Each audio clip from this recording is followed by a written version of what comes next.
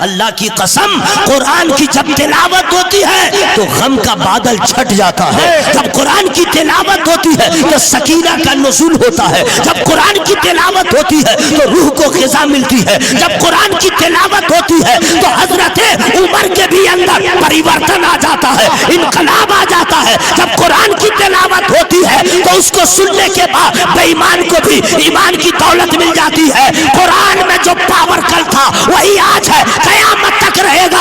ارے قرآن کو ذرا صحیح پڑھ کے تو دیکھ لیجئے, سن لیجئے. نعت پڑھنا بڑا آسان ہے, تقریر کرنا بڑا آسان ہے. بند کمرے میں یوٹیوبر کو بلا لے اور کرسی پہ بیٹھ جائے, پریکٹس کر لے تو تقریر کرنا بڑا آسان ہے. نعت پڑھنا بڑا آسان ہے, قرآن پڑھنا آسان نہیں ہے. قرآن صحیح پڑھنا آسان نہیں ہے.